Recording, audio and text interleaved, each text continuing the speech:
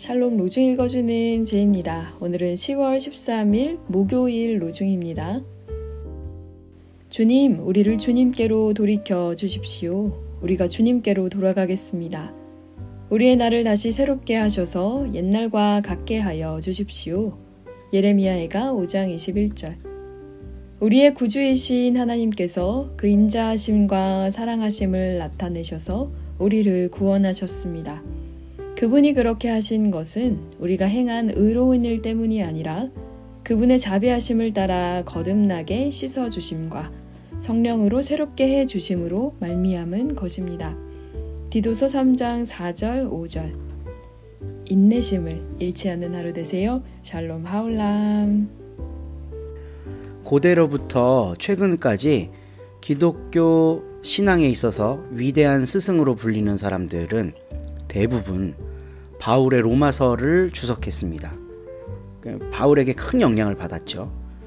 고대 교회의 교부였던 성 어거스틴이 그랬고요. 종교 개혁자들이 그랬고, 특히 루터가 그랬고, 루터가 개혁을 일으킨 데 밑거름을 제공한 본문이 바로 로마서거든요. 그리고 최근이라 할 건 없죠.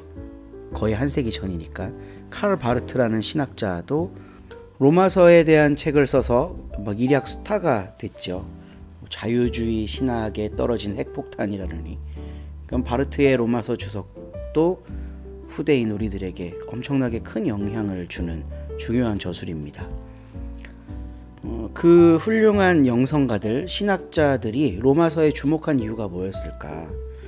바로 로마서가 기독교 신앙의 본질을 잘 드러낸다고 그들이 이해했기 때문이에요.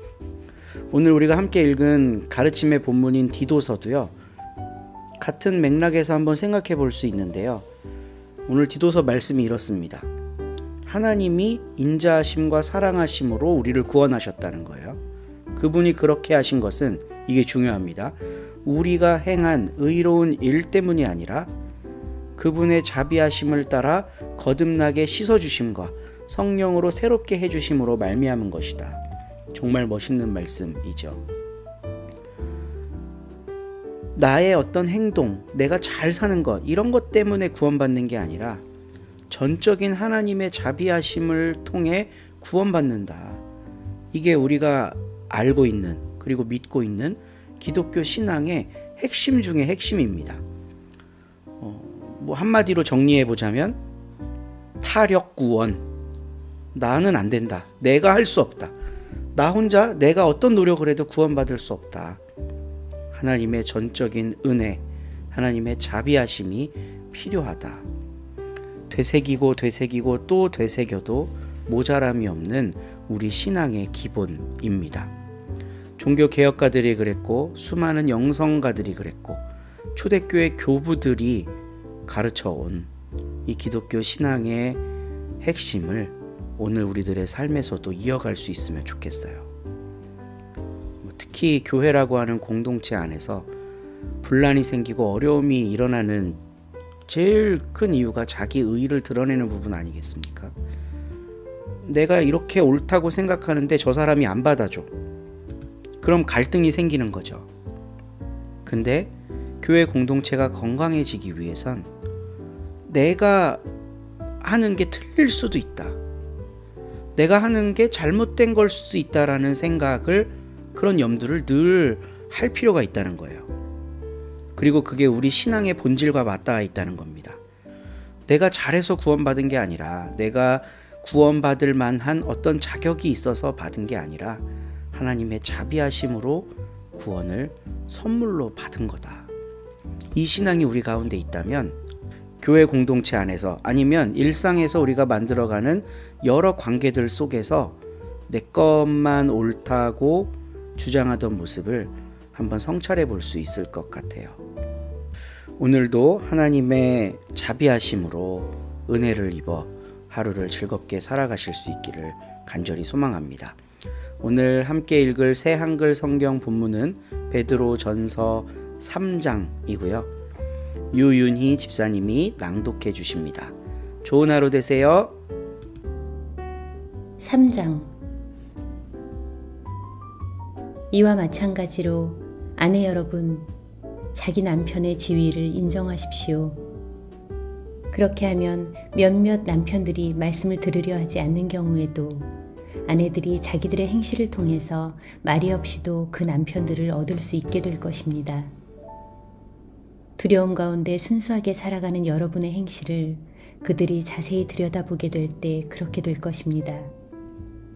여러분의 치장은 머리 닦기나 금붙이 달기나 옷을 차려입는 따위의 거치장이어서는 안 됩니다. 오히려 마음속에 숨겨진 사람을 치장하십시오. 썩지 않는 것, 곧 온유하고 조용한 영으로 치장해야 합니다. 그것이 하나님 앞에서 매우 값진 것입니다. 예전에 하나님께 희망을 두었던 거룩한 아내들도 그렇게 자기들을 치장했으니까요. 그들은 자기 남편의 지위를 인정했습니다. 사라가 아브라함에게 순종하여 그를 주님이라 불렀던 것처럼요. 여러분도 선한 일을 하며 어떤 무서운 일도 두려워하지 않으니 사라의 자녀가 된 것입니다.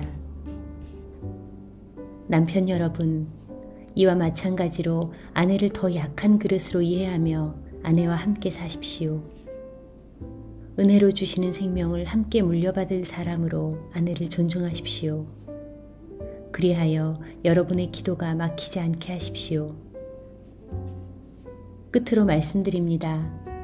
여러분은 모두 같은 생각을 품으며 공감하며 우애하며 마음을 부드럽게 하며 자기를 낮추십시오. 악을 악으로 또는 욕을 욕으로 갚지 마십시오. 반대로 복을 빌어주십시오. 이 일을 위해 여러분이 부름받았기 때문입니다. 그리하여 여러분이 복을 물려받도록 말입니다. 생명을 사랑하며 좋은 날들을 보고 싶어하는 사람은 혀를 삼가 나쁜 말을 멈추어라. 입술로는 속이는 말을 하지 마라. 악은 피해 비껴가고 좋은 일을 해라. 평화를 추구하여 그것을 뒤따라가라.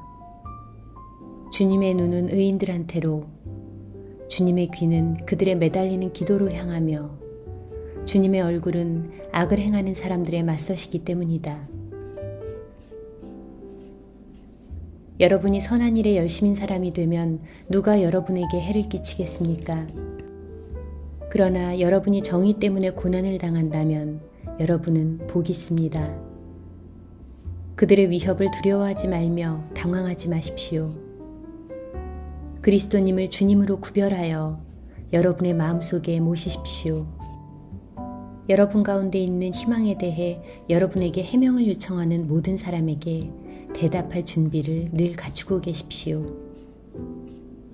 그러나 온유함과 두려움으로 대답하십시오. 선한 양심을 가지고서요. 그렇게 하면 그리스도님 안에서 보여준 여러분의 선한 행실을 함부로 욕하는 사람들이 여러분을 헐뜯는 그 일로 창피를 당하게 될 것입니다. 하나님의 뜻이 그렇다면 여러분이 선한 일을 하다가 고난당하는 것이 나쁜 일을 하다가 고난당하는 것보다 더 나으니까요. 그리스도님도 죄를 없애주시려고 단 한 번 고난을 겪으셨기 때문입니다. 의로우신 분이 불의한 사람들을 위해서 그렇게 하신 것입니다. 여러분을 하나님 곁으로 데려가시기 위해서였습니다. 그분은 육신으로는 죽임을 당하시고 영으로는 살려냄을 받으셨습니다. 그분은 영으로 감옥에 갇혀있는 영들에게도 가서 선포하셨습니다. 그들은 이전에 순종하지 않았던 이들입니다. 노아가 방주를 마련하던 날들에 하나님이 참고 기다리셨을 때의 말입니다. 그 배로 들어가 물을 통해 안전하게 구원받은 사람은 겨우 몇 명뿐입니다. 곧 8명이었습니다. 그 물은 또한 세례를 미리 보여준 것인데 세례가 지금 여러분을 구원합니다. 세례는 몸뚱이에서 더러움을 떨쳐내는 것만이 아닙니다. 오히려 선한 양심이 응답하며 하나님께 나아가는 것입니다. 예수 그리스도님의 부활을 힘입어서요. 그리스도님은 하늘로 가셔서 하나님의 오른쪽에 계십니다. 천사들과 권력자들과 세력자들은 그리스도님의 지배 아래에 있게 되었습니다. 아멘.